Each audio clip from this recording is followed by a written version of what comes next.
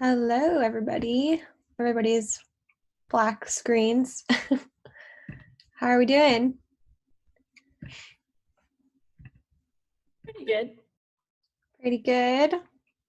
Nice weather the last couple days. Does anyone else get really, really hungry like right before this class is about to start? It's lunchtime. I know, but like 12 for me, I'm not hungry yet. And then like 12:30 hits and I'm starving. But then we're here. So I guess it's only once a week instead of 3 times a week. Anything happening in anyone's lives? Any cool quarantine projects or updates?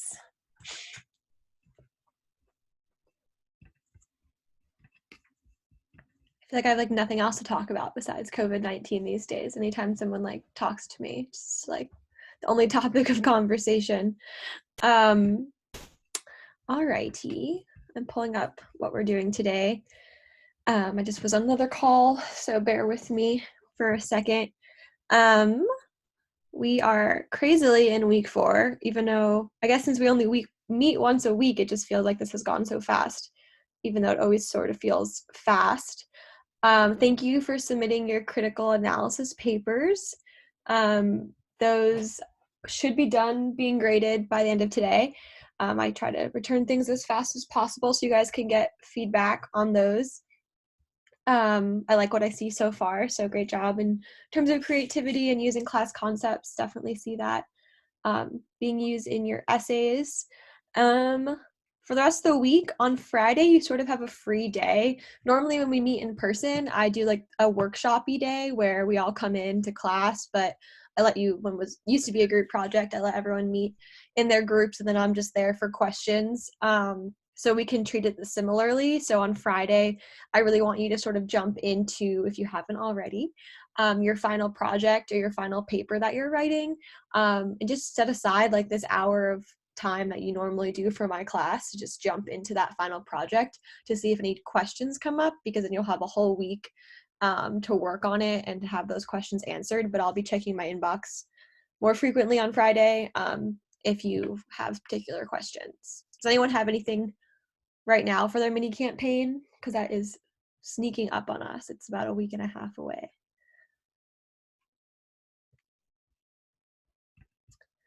Nothing. Um, just so you guys can see too, even though Friday is sort of a free day and this reading isn't mandatory, it's not really like that word intensive. So I definitely encourage y'all to go under reading assignments and go to creating a social media strategy template. And this will be really, really helpful from our good friends Hootsuite to sort of set up how you're going to do your mini campaign. So I know we learn a lot of like broader concepts in this class, and some of you might be like, oh my gosh, well, how do I make a campaign out of this? This little document, which is very much like bullet points, really helps you with sort of setting goals for your social media campaign, whatever it be, and different kind of tactical steps throughout it. So I definitely encourage you on Friday when you have some free time to glance through this template before you jump into creating your project. And it's just right under reading assignments on Canvas underneath files. So I think that will be very, very helpful to some of you who might have questions. And then next week, we will not be meeting on Monday, even though your syllabus says that we are. We are actually going to meet on Wednesday. So just write that down for yourselves and I'll remind us. And honestly, Kate, who's an Instagram influencer, is going to come on and talk to us. So switching the social footprints and strategies assignment to Monday. So I'll update that and send it to you guys. But that'll be a pre-recorded sort of lecture on your own. And then we'll be meeting on Zoom a week from today. And then your final day of class will just be to submit your final project to me. So we are really close to being done in terms of workload in this class. So congrats on that. Before Wednesday of next week, my dog has found his squeaky toy right in time for class. Here it is. It's like a $2 toy that he's obsessed with, and we like get all these other fanciest toys. Underneath discussions, you'll see honestly Kate questions. So before Wednesday of next week, this is a different section, but you'll see question, like just I want you to post 2 questions that you're going to ask Kate or plan to ask Kate.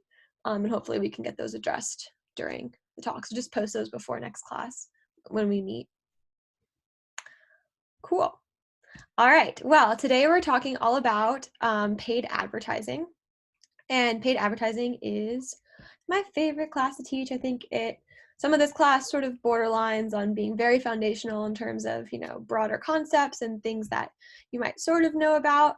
But I think paid advertising is the class that sets us apart a little bit in terms of pragmatic things that you can learn from it. I'm going to jump in here. So we'll just jump in as always. If you have questions, comments, concerns, interrupt me, shout it out. But here we go, paid advertising. So social media paid advertising is up in terms of revenue. Not surprisingly, I'm sure all of your feeds are probably clogged with ads all the time. Or maybe not clogged, but you see them throughout your Instagram or your Facebook or wherever you're using social media. And this is because revenue is way up. It was up to 107 billion. That was up by almost 30 billion from the year previous, and revenue is sort of set to grow annually by 10%. So just going to keep expanding that advertising online. Can you guys think of any reasons why paid advertising might be up on social media in particular?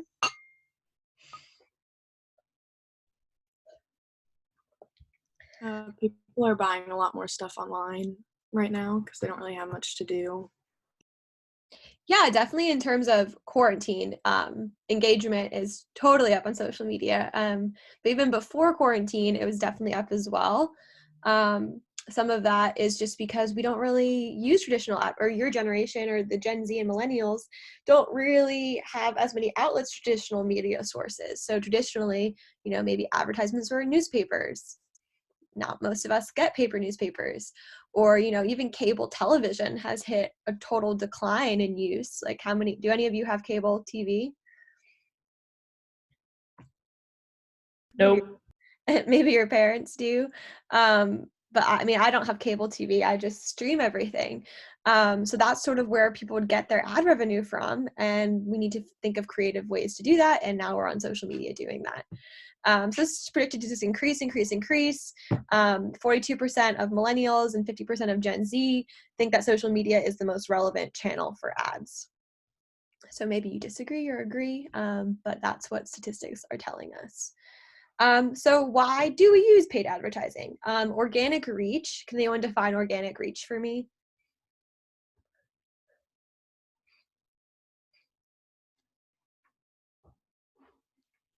I guess not. We eat organic food, right? What does that mean? Maybe not. Tomatoes are like $2 more expensive if they're organic. Organic reach is just not paying for advertising. So you'll just post something on your channels and organically, so without paying to promote it, people might already interact with it.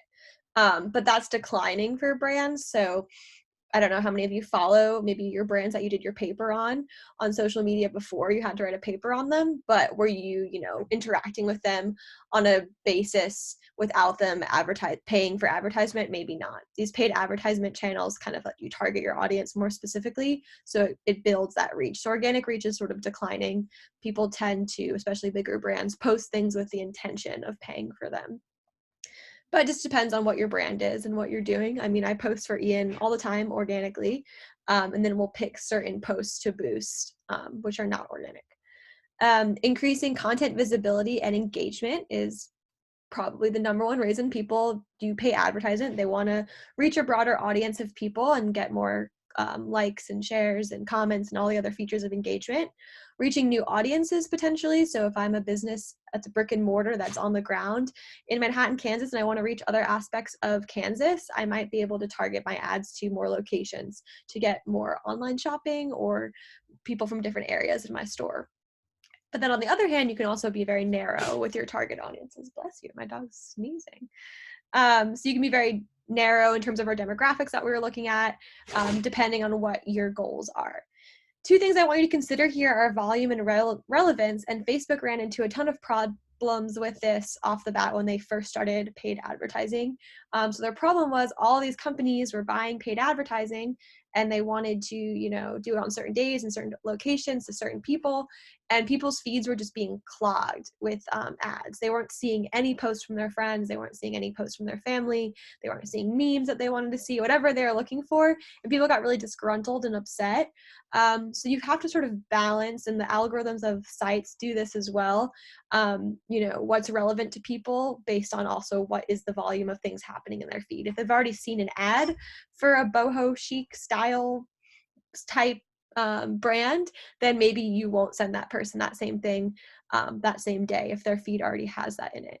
So we're all sort of competing when we're paying for advertising for the same sorts of audiences, which can get a little bit tricky. So I break this down similarly to when we first started, based on different platforms and how they do different ads. So Facebook paid advertising, there are two types. There are boosted posts and there are Facebook ads. I primarily use boosted posts. They're just super simple. They're focused on maximizing visibility for that one post and getting as much engagement on it as possible. Facebook ads are a little bit more complex. They generate ads based on several campaign objectives that you come up with. And for each of these objectives, you can choose various formats for your chosen goal and target audience. Boosted posts are significantly more limited than Facebook ads, but they're also way easier to kind of put together and send out really fast. So Facebook ads take more time and consideration. So I'll just show you, I have a video for this normally, but just easier to show you what the heck I mean by that. So for my reporter, he has a business Facebook page, which lets us boost posts. So this is sort of the back end of his Facebook.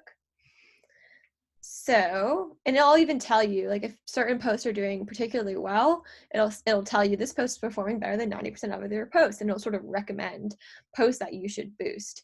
So if I want to boost this post, I press boost post. I get to have some goals here. If my goals are to get more engagement, if they're just to connect and chat with potential customers, I can choose sort of objectives here. And then I can choose people that I'm targeting. So I already have sort of a segment that I've made, which is American cities, which is usually who we target. But I can also change who I'm targeting very easily. I can put in certain locations, I can put in age range, I can put gender, and that'll tell you sort of your potential audience size based off of what you're changing here. So if I cut Seattle, I go to 22 million instead of 23 million, and you can kind of play with that. A lot of boosted posts is experimental. So for this music project that I came out with my reporter, we did two posts. Well, it was one post, but we boosted it in US cities, and we boosted the same post in the same time in international cities just to see sort of the results and who we should be targeting. And the international posts reached so many more people, like 300,000 more people in terms of impressions. So we are now sort of moving over to targeting international if those are the people who are actually engaging with our stuff. So it's a lot of trial and error with boosted posts. You're not going to get it down pat without playing with it until you find your audience. You can put a budget that you have and over how many days. So the higher the money and the less days is going to change how many people you're going to reach per day.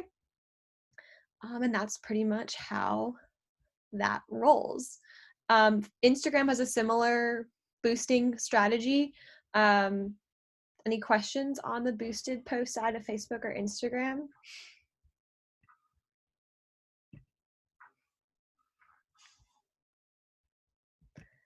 Then it has this great little ad center thing too, so you can actually see, what is happening here. So this is what, so you can see, how many people you're reaching, how many people are actually watching the video through the entire time, and you can get your results that way. So in the last 60 days, I spent $147, or Ian did, and these are how many engagements I have, link clicks, and people reached. So link clicks, that's part of our conversion rate. So we want people to click on our links and go to our site and buy our book. So it just depends on what your goals are here. It can be a very helpful tool. And very easy. So these are some benefits of Facebook paid advertising for you to go over on your own. Big ones are brand awareness, that conversion rate, video views, lead generation, reach, etc. And like I said, impressions are sort of, if I watch a video 5 times, that's 5 impressions. So 300,000 impressions, depending on what your goals are might be on the low side. If you want to have more of a reach and reach 300,000 people, that's different than 300,000 impressions, because the same people can watch things over and over again and count towards that impression. Facebook sort of started this whole idea of paid advertising. They're sort of the OG on it. And they started with the idea of Facebook remarketing, so that active running ads targeted towards past visitors over and over and over again. We talked about that the first week, because people are more likely to buy things if they see it over and over again on their feed. They also have this Facebook custom audience setting called the fan network. So this kind of helps you target your existing customers a little bit richer. It's not as popular anymore, but it was sort of the original way of doing Facebook ads. So it's sort of a history on Facebook advertising. The other thing that they have, which is really helpful, are Facebook pixels.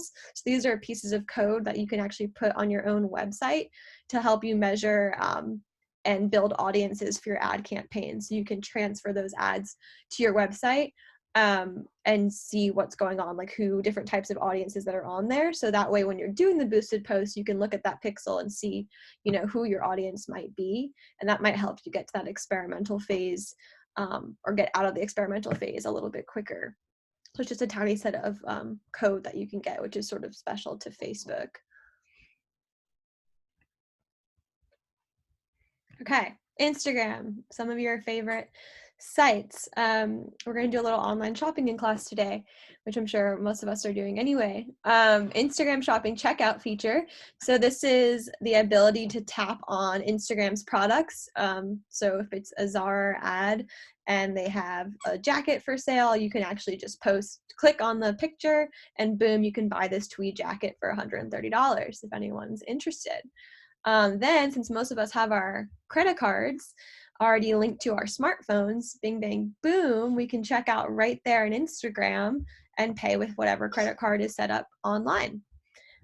Super, super easy. Instagram lends itself so nicely for an e-commerce site, and I think that's the direction that it's moving in. It just told me my internet connection is unstable. So if you stop hearing me, let me know.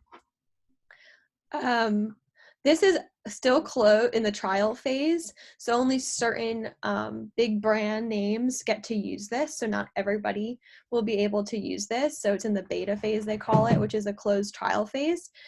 Some brands that have this are obviously Zara, Nike, Kylie Cosmetics, Outdoor Voices, some of which you guys wrote papers about. So these are bigger brands, but eventually it'll be open to everybody. Instagram actually has a deal with PayPal, and that's how they do this. So these brands that are using this are giving a percentage of their earnings that come from Instagram checkout back to Instagram and PayPal. So that's sort of how everybody's making money off of these features. Any questions? Has anyone seen the shopping checkout feature on any of the sites that you've been on? Dog is destroying his toy. He's been cooped up today. We're going to check it out. So some mid-class shopping. If you have an Instagram, I encourage you to take your phone out. Since I can't see any of you anyway, you might just be sitting on your phones this whole time. Who knows? But I want you to type in Warby Parker to the search section. It's a sunglass company or glasses company. And on your phone, you should see, this big picture has it, but a big shopping bag sort of emoji. You probably can't see it on my actual phone. It's probably easier for you just to find it on your own here underneath the highlights. So you click on that shopping bag emoji, and boom, you have all of these things that you can buy. You can sort them, you can filter them. If you click on them, you can proceed to checkout, just like I said before with some of the sites. So Warby Parker is part of the brands that are in this beta phase. So yeah, pretty cool, pretty easy, scary easy. Instagram definitely started as sort of a social site for us to kind of get insights into people's lives, but I think it's definitely moving more and more into buying. You'll see all the time in people's stories and their ephemeral content. You can scroll up to buy things, not just go watch YouTube videos. So I definitely think we're moving in this direction, which is good if you're a brand who's looking to sell things or share your story or whatever your goals are. So now you guys can all buy me some sunglasses, ship them to my house. because obviously I need them. These are pretty ugly. Don't know what I was doing there. Just kidding. We can go to Twitter paid advertising next. So I don't actually use Twitter paid advertising. So just give you the preview on that.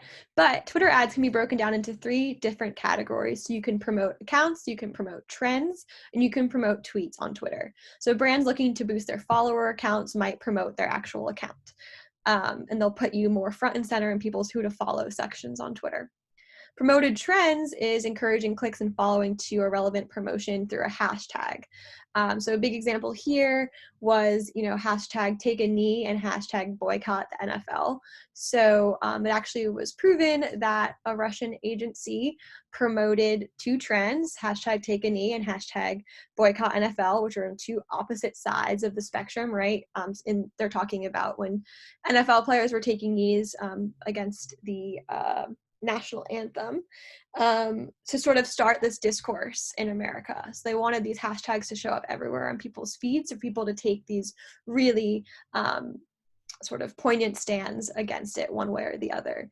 So these trends can be manipulated for anybody who's sort of on the defense of social media and sort of the negative side of it. But it can also be positive if you're promoting a hashtag that is especially relevant to you or a cause that you really care about. I'm sure that a lot of people probably paid for the hashtag #MeToo hashtag to be as relevant as it did. Promoted tweets are pretty much the same as promoted posts on Facebook and Instagram. They just boost your specific tweet, and they're just little bite-sized billboards to your target audience, and they look similar to the boosted posts that we see on Facebook and Instagram. The reason I do not use Twitter paid advertising is because they have this weird bidding structure. So as you saw on Facebook, I can just sort of click the people I want, the locations I want, the gender, the age, etc. Click a button and boom, it's supposedly finding me 4,000 people a day that it's sending that ad to. Twitter is a little bit differently set up. It's a bidding war. So if anyone's ever been to like an auction, it's similar to that. So if I'm an ocean conservation group and I want to post to this geographic location to this target audience on a certain day and time, oh, hi Benji. I'm competing with the other people who are trying to take that time slot who might have similar interests. So it sort of becomes this bidding war of like, I say $50 for this time slot and someone else says 75 and then it goes to the highest bidder. And I just don't have time for that. Some of the bigger companies who have lots of people on their social media teams can get into these bidding wars. But this might be the reason that sometimes the ads on Twitter, on Instagram, you might get some ads that are from smaller businesses or from more startup-y places, whereas Twitter is sort of dominated by big brands who have the luxury of being able to win and compete in these bidding war structures. Any question on that? All right, guys are silent. One of my peers makes all of his students have their cameras on the whole class. But I think that's kind of like mean. If you're in your pajamas, I don't want to ruin that for you. Pinterest also has 2 forms of paid advertising. Promoted pins, very similar to boosted. So it's a pin that brands pay to promote, so more people will see it. Other than the paid for audience and the addition of the word promoted at the bottom, it looks exactly the same as a regular pin. So it just looks like the static image, but it has promoted in the corner and, you're part of the audience it's selected to show that pin to. One-tap pins take pinners straight to the source. So when someone taps on a pin, they're likely to get a close-up of that picture. But with one-tap pins, you click on the picture and boom, you're redirected to that brand's website to buy whatever is in that picture. I had a student in my last section who was like, yeah, this really bothers me because I'm just trying to click on the picture to see it bigger. And then I'm like somewhere else and kind of pisses her off. Anyone else have a similar experience or have seen this on Pinterest, liked or disliked it? That happens to me all the time. That I go through the same thing of like, I want to see it bigger. Oh, just kidding. And then I almost feel like it's not as effective as they want it to be because then I'm like, oh, well, screw that. And I just completely ignore it. Yeah, it's almost like they should do Instagram strategy as if you click on the picture, you have the option to, go buy the jacket, but you don't necessarily get redirected to check out without hitting that extra tag. So yeah, I mean, these things are good and bad. Good, your product is shown, and if I want to buy it, then boom, I get to buy it really, really quickly and not have to dig for it. But at the same time, yeah, like all of these things can kind of annoy people, just like volume and relevance. If I'm being attacked by ads all the time and I go on Facebook to see pictures of memes and cats, then that's not what my goals are for that site. So just some things to take aware of. These all have sort of potential pitfalls. IKEA, I'm not going to show the video because our 40 minutes always goes way too fast on this thing. IKEA did a really cool sort of collaboration with Pinterest when it was back to school a couple of years ago. That's like the big shopping event of decorating your dorm or your new apartment or whatever. See, like ending in 10 minutes. I saw that was coming. And they did a collaboration where you could click on these different sorts of branding objects depending on what you wanted your dorm theme to be. And they made a ton of money doing that. So just a way of using the Pinterest paid advertising. Snapchat paid advertising, there's a bunch of different ones. Snap ads are 10-second videos that give you the option to swipe up. These lenses show up alongside all the other lenses in the menu. Sponsored lenses are the ones that use facial recognition, and they kind of show up. You have seen them. The Taco Bell one that I gave as an example in our first week together is a sponsored lens. Taco Bell is sponsoring that taco to show up on your face. Sponsored geofilters, similar, but it's a location that is being sponsored rather than necessarily, a brand. So sometimes here they have like the middle of nowhere filter in Manhattan, Kansas. That really scared me when I first moved here from New Jersey. But I sent it to my friends on the East Coast, and maybe that made them more or less likely to come visit. So it can help with tourism and things like that as well. A new trend sort of is snap to unlock features. So if you find those little pixelated codes on billboards, it might give you secret features within the app. So sort of the gaming side of Snapchat, I think this really lends itself nicely to that 13 to 17 age range that really likes Snapchat as well.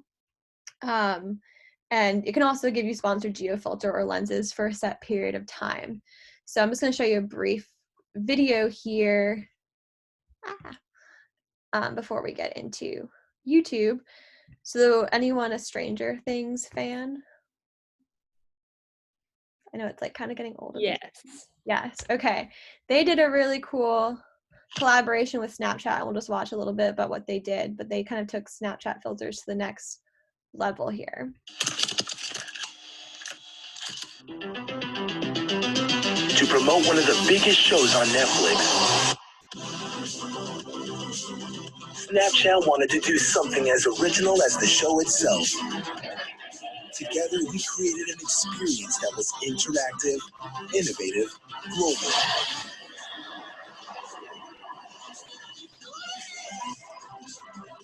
Our face lens turned people into 11 at her most fierce, giving them the power to open 3 world lenses that brought Snapchatters into the strange. So that's an example of the lens, the sponsored lens, and then also the Snap to Unlock features, because you had these other things that you found. I'm just going to fast forward in the interest of time to the big event that they talk about here. Interact in a 360 scene.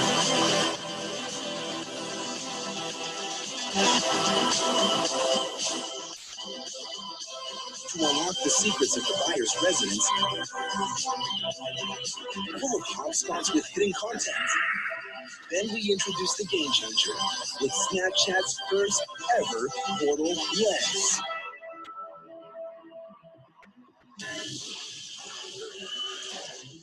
No. By stepping through a virtual door, Snapchatters could immerse themselves in the Upside Down and bring all of its horrors to life. Oh my God, guys. This is crazy.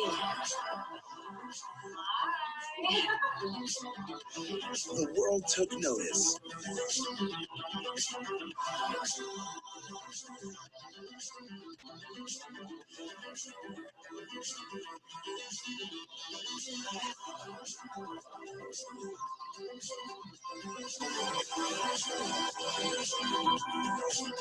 The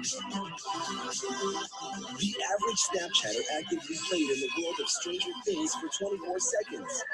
The campaign reached 35% of Snapchat's global in-market audience and lifted intent to watch, reinforcing Snapchat's role as the industry leader in AR advertising. Then Snapchat brags about itself because this is a Snapchat ad. But pretty cool stuff. Anyone see any of those things? I mean, it was 2017, so it was a couple years ago. But I remember the nose one. But yeah, so that AR marketing or Portal Lens was just kind of an example that I thought of, sort of a brand like Stranger Things stepping outside the box using social media in a cool new way. So someone on the social media team just had an idea, like, let's get some people in this world. And they were the first to sort of take that next step. Since then, I think some people have done other versions of the Portal Lens, but really, really cool stuff. So I just wanted to kind of think about ways your favorite brands use social media, or maybe for your future life, as a social media manager, or just using social media, sort of thinking about how to break outside the box of just the features that you see in the day-to-day to use to your advantage. So that's sort of the icing on the cake for Snapchat. YouTube has a ton of ads, and I think we talked about this already, but Google and YouTube are brothers of the same kind. So Google owns YouTube. So all of your paid advertising on YouTube is especially catered to you because of all your Google searches. So TrueView ads are the skippable ads that appear at the beginning of YouTube videos. The really, really cool thing for brands here in terms of advertising, brands only pay when the ad has played for 30 seconds or longer, or if it prompted an action from the viewer, like if someone clicked on the ad to go to that website. These ads can be skipped after 5 seconds. So I'm sure most of you probably skip these ads when they gives you the option. But the cool thing is, for me, if I gave you that Doritos ad and you only got 5 seconds of it or less, okay, whatever, you still saw the Doritos ad for a period of time. It still entered your mind, even if you don't watch it for the full 30 seconds. And I didn't have to pay for it because you skipped it.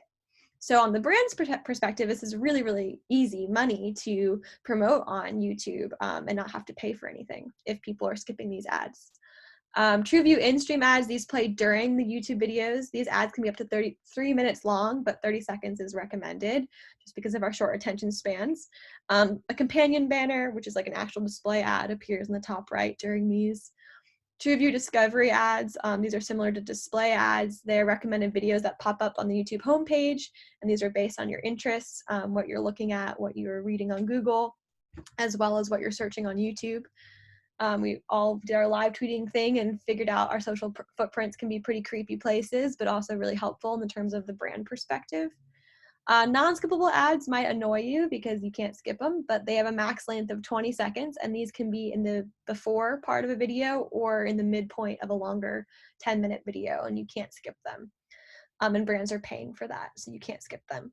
Bumper ads, they are 6 seconds at most, and they are at the end of YouTube videos. And these are also sort of cool from the brand's perspective because they're paid on a cost per 1,000 impression basis. So I'm only paying when there's 1,000 impressions, 2,000 impressions, 3,000 impressions. So depending on how many impressions I get, this can be the cheaper way of doing things. So definitely TrueView ads and bumper ads can be especially a cheap way to buy some ad coverage. And then these are just some broad tips to end on in terms of paid advertising. Definitely choose the right kind of ad based on your objectives. So going back to demographics and gender, et cetera. Maybe you pay advertising locations that are, better for your target audience. I use Facebook and Instagram because I don't want to bother with Twitter's auction system. So it just depends on what you're doing there. Definitely pay attention to creative restrictions per platform. Some of you struggle with this a little bit in the live tweeting. It has to be under 280 characters for the words. And if you're sending that tweet to your boss and it's over the 280 characters, it's going to really annoy them because they're going to have to edit it down. This can also be an issue with video length, pictures. IGTV is the bane of my existence because you need to upload a picture, then you have to get a cover photo that's a certain degree and size, and it's just the worst. So you need to think about that. Get detailed with the demographic targeting like we talked about, and you can continue to tweak ads even after they're live. So that's really cool. You can change out the links. If you're paying for an ad for a week, maybe for the first 3 days, you have a link to the homepage. Next 3 days, you have a link to the buy the book page. You can tweak ads after they're live, which is really helpful. And like the Snapchat sort of teaches us, try new ways of advertising. don't be afraid to experiment with these different things. Sometimes they hit, sometimes they don't, and you're not going to know until you try them. So I know we're in the less than a minute. I'm talking really New Jersey fast. Any questions that I can address quickly before we get cut out? Okay, if anything comes up, send me an email, send me a text, whatever you need. Friday, if you want to look at that reading on how to sort of set up your campaign and start working on your campaign, send me any questions that you have. That paper and that final campaign are really your big points for this class. So as we're drawing to a close, definitely get those started and done. And we'll be meeting again a week from today on Zoom. And mostly it'll be honestly Kate talking. You won't have to hear me lecture for an hour. I hope everyone's staying safe and doing well. Let me know if I can do anything to make this class better or more interesting for you in the next week. But until next Wednesday, I'll see you then. You're free to go.